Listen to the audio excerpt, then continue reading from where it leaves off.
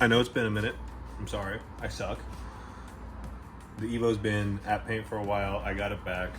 Wasn't happy with it. Brought it back to the painter. Told him I'd only give him half, and then I'll give him the other half once it's completed and it's up to par, I guess, because it had a bunch of orange peel and some dirt nibs and some runs. So I brought it back, and he's recut and buff, and he's going to repaint a couple of panels and redo the hood.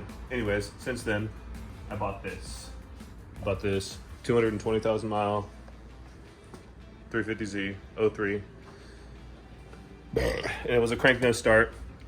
I didn't record any of it, but I put the code reader on it, found out I threw in a code for the cam position sensors, and that seems to be a common thing when you look up crank no start for the 350Z. 20 bucks on Amazon, overnight it, showed up the next day, went out there this morning, threw them on, and then drove the car home. It didn't overheat, but it was only like a 5-minute drive. And then I was going through the systems and noticed I had no coolant in it. So I took my coolant dealie and started filling it up with coolant while the car was running. And about the 4th gallon that I put in there, I was like, yeah, this is taking a lot of coolant. And then I realized it was leaking all over the garage floor, ran underneath all of the stuff over here, underneath the welders, and then all the way out. So I was looking, and it's underneath the intake manifold where it's leaking, so I have to pull the whole entire intake off. But I got this thing for $1,000. It's clean title, and it's going to be great if I could get it running and driving well. Hopefully it wasn't damaged from overheating and driving there. Hopefully the previous owner was smart enough not to continue to drive it as it was overheating. I took and I drew a diagram basically of the intake manifold, and then I used my poker, poked holes where all the bolts are, because this intake manifold has a ton of bolts. I've taken one off before. It's pretty labor intensive, but I don't want to mismatch any of the hardware, so everything will go in here. And got the bolts out, put them in order, looking good. See if this intake manifold comes off easy. It looks like it's already starting to separate, so shouldn't be too bad at all.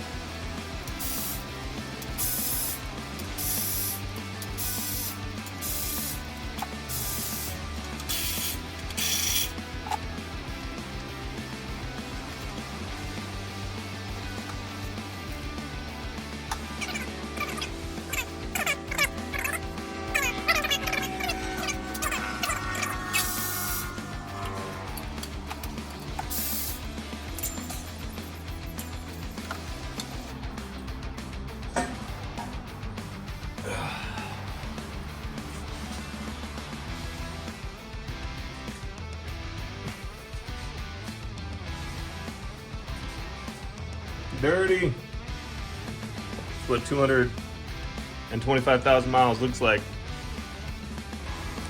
All right. We got the lower section off. A little bit of pain in the butt. A little trick for anyone that's doing it. I couldn't fit this massive one in here, so I got my slim extension with a little shorty socket. I was able to snake it in between there and get down to these bolts here. But it's off. There was just a bunch of water in there. Shop backed it out. There's a little bit of rag action. Got all the water out. Now I'm about to pour some water in here and try to determine where the leak is.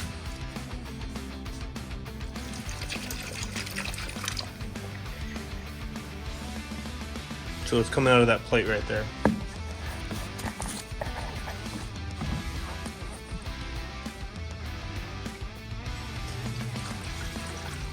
There's a big hole in it, right in the top. Whatever that plate is, block off plate, I need a new one. Problem diagnosed. All right, so I took that plate off just now, just 410 millimeters, but look at literally a hole right through the center of it. Kind of interesting the way it like kind of deteriorated. It almost seemed like there was building up some corrosion and rust in that area. Yep, need a new one of those.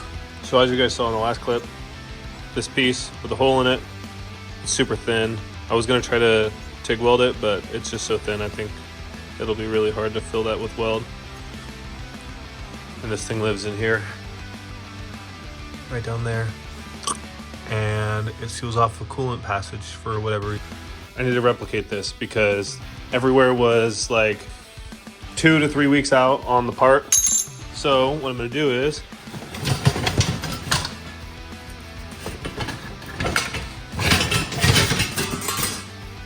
I'm gonna take this piece of aluminum, which is relatively the same thickness, toss it on here, trace it out, and just replicate it. And then we'll toss the piece that we make on right there. Just put some RTV on that gasket, call it a day. I also ordered on Amazon, which is stuff I could get easily, was all the gaskets for the intake manifold. So replace all these gaskets, and then it was thrown another code for a knock sensor. So on Amazon I bought a new knock sensor, and when I pulled that old knock sensor off here, the plug like kind of became no longer a plug. I'll show you. You see it pulled out the innards of this clip, and then you could just now pull this off, and it just shows the pins now. So I bought a harness that replaces that.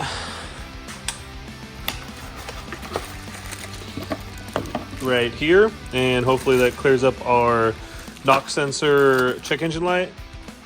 But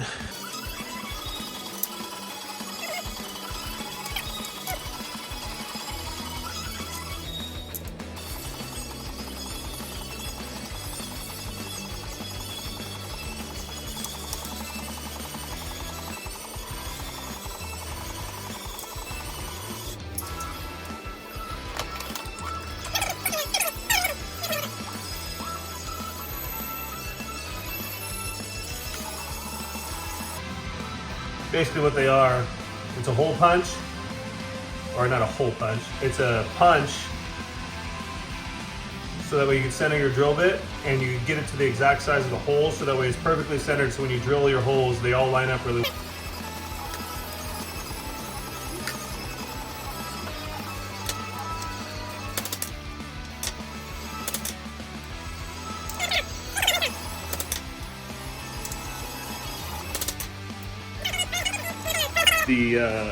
The pick,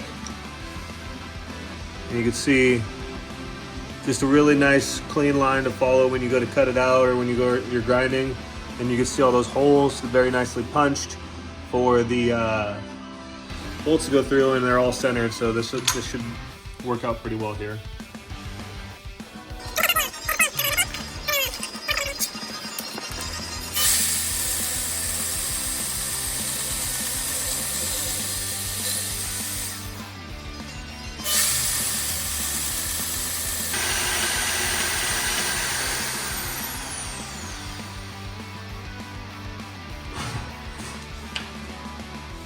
Go.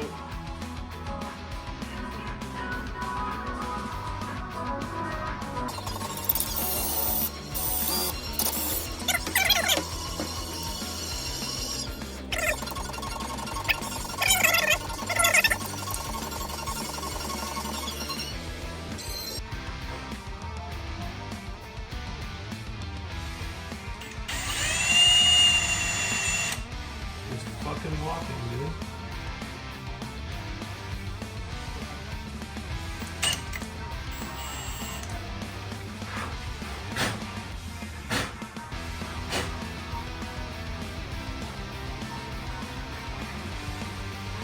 Fuck, maybe it's me?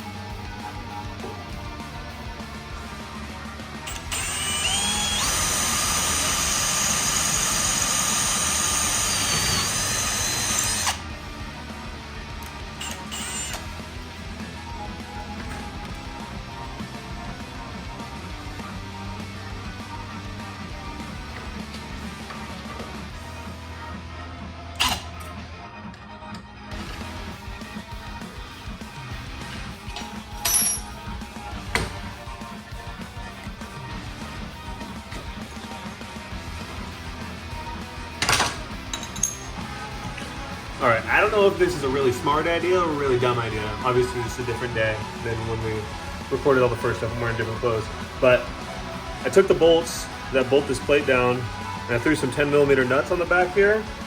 And if I tighten it down, and then I could just throw it in the vise, and then come at it with a flapper disc on the angle grinder, I think I'll be able to replicate the shape absolutely perfect. So that's what we're gonna do, and we'll see how it works out. We got our eyes, we got our ears, we got our plate bolted together, we got our ankle grinder with a Harbor Freight 60 grit flapper disc. Should make quick work of this thing.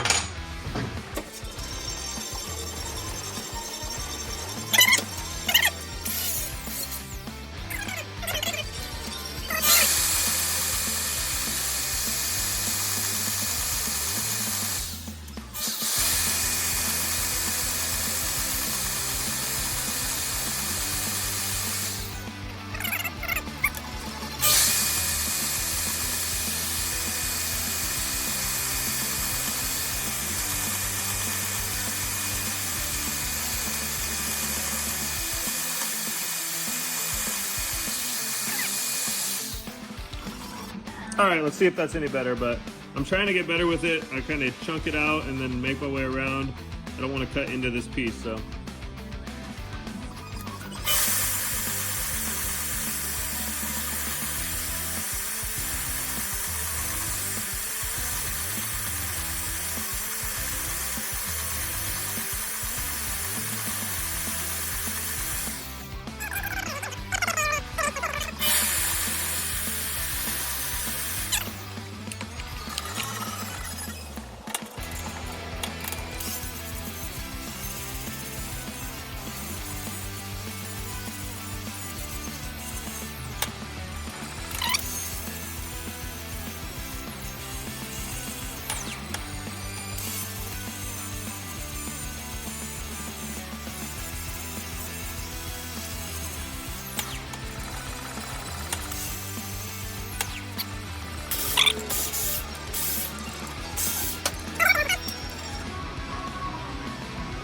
Bloop. I think that'll do. Feel a little bit of lip on the back, and obviously this needs to be nice and flush, so first I'm gonna send it down a little bit of 80 grit. I couldn't really get the orbital to work because it was kind of shooting all over the place. I wish I had like a piece of carpet or something to set it on, but I don't. So just do this for a little bit, try to keep it nice and flat.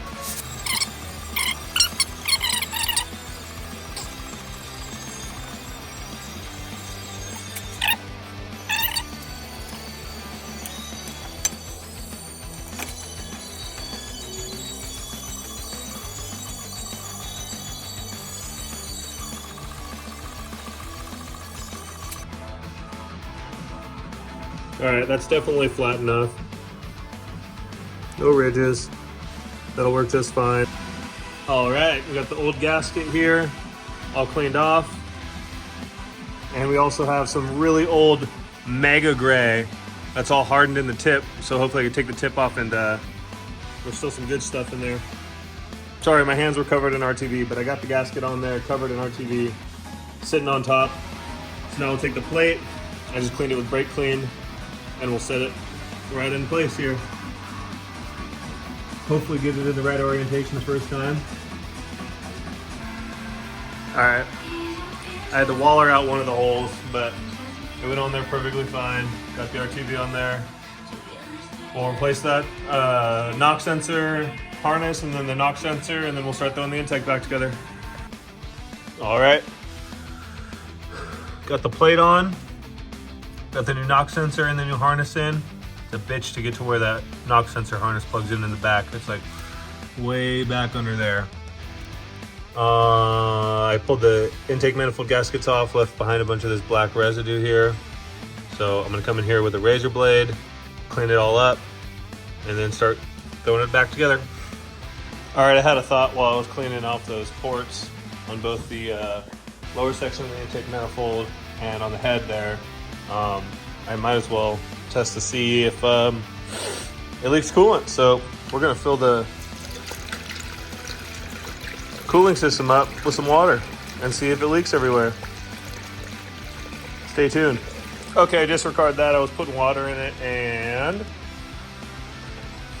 that hose started spitting coolant out. And then I remembered when I took the throttle body off, this hose, or this nipple and this nipple had hose on with constant tension clamps. So I'm assuming coolant runs through the throttle body here to.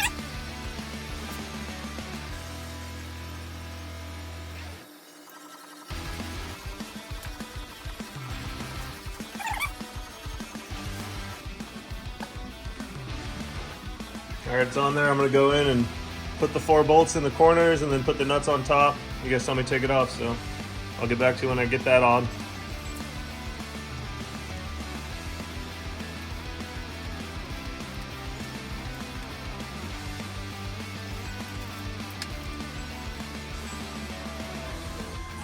All right, I got the lower intake manifold on. These nuts down here are kind of a bitch, so using the smaller ratchet with the thinner extension to get in between the fuel rail and drop down into these nuts and bolts right here. It's really nice. Just a little tip. We'll go ahead, start plugging in the injectors here. The injectors all plugged in. That would be shitty to forget those.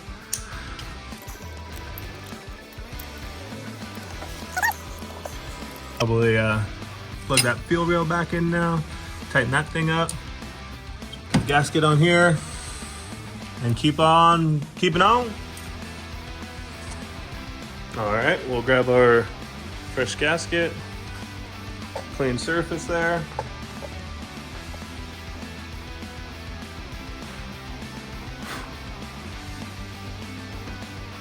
Put this bad boy in place. It came a little bowed like this. Woo, don't do that. Fuck, that was a dumb idea. Or was it? Probably wasn't the smartest. It will be fine.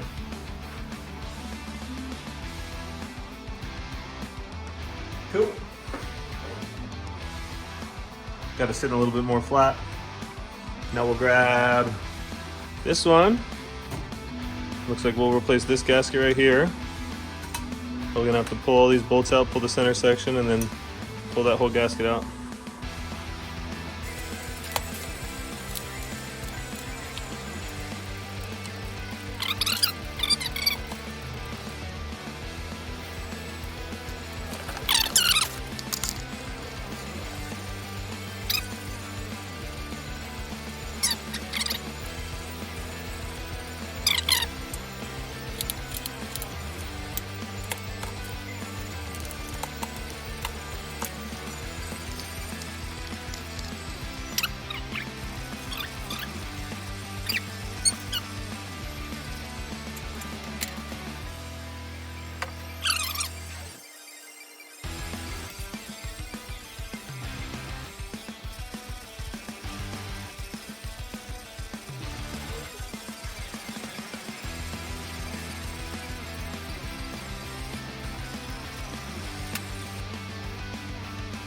Yeah, it'd probably be way easier to clean this thing right now. Fuck, I should probably just do that.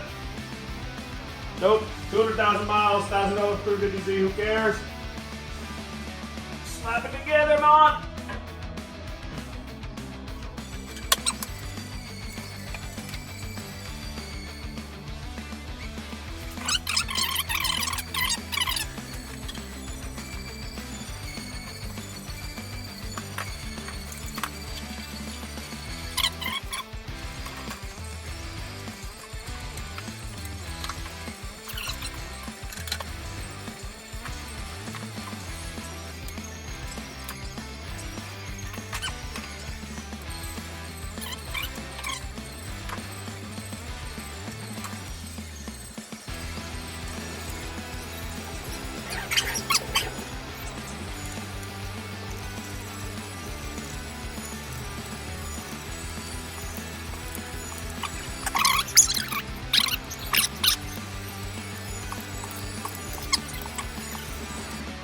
All right, now we got moment of truth. We're gonna start putting water in the cooling system again. Got that all put back together, all the lines connected.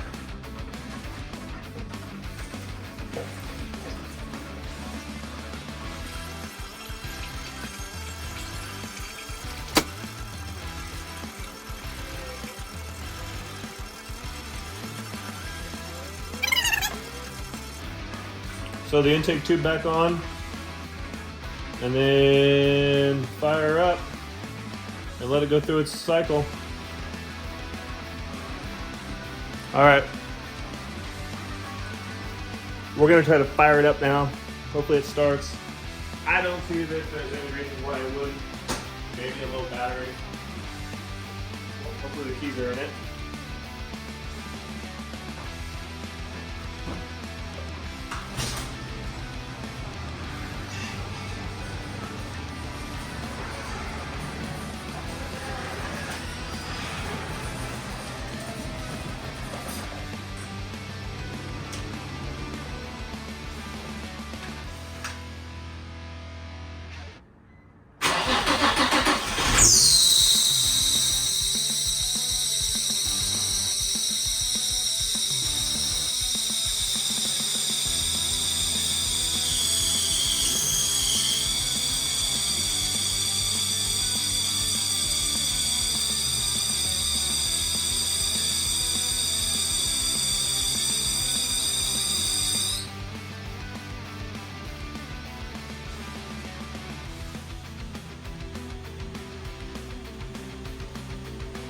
Well, that was a terrible noise.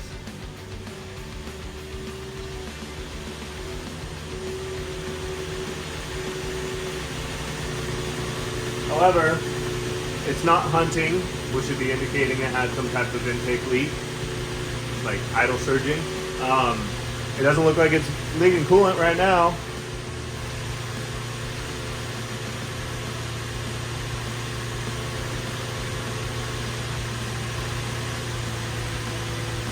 That's a W.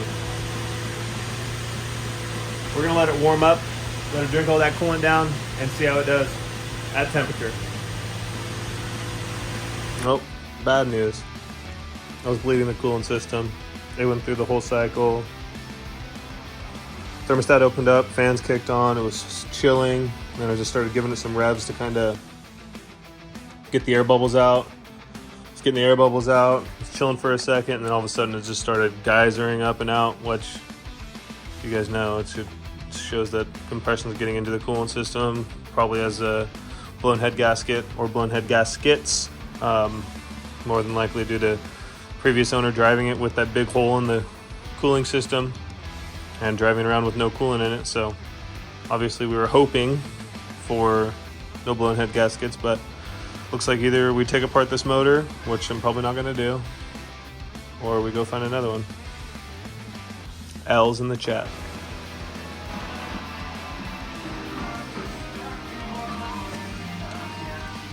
So I got this floor, I'm vacuuming out, and it's pulling up a bunch of dust. I gotta show you guys this. So I saw this, you take your orbital, set it on there.